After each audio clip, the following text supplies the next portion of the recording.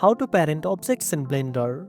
First of all, select a child object, the one you want to follow another object.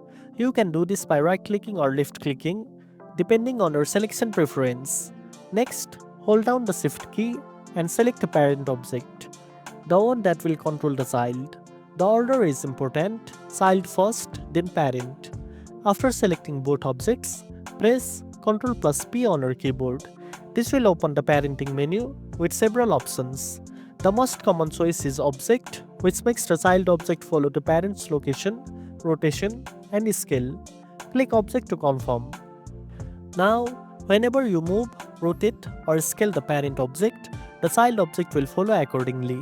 This is useful for grouping parts of a model, like attaching wheels to a car body or combining accessories to a character. You can also clear parenting if needed by selecting the child object and pressing Alt plus P, then choosing Clear Parent. This removes the relationship without deleting any objects. And that's it. Now you know how to parent objects in Blender. If you found this video helpful, don't forget to like, share, and subscribe for more tech tips. Thanks for watching, and I'll see you in the next one.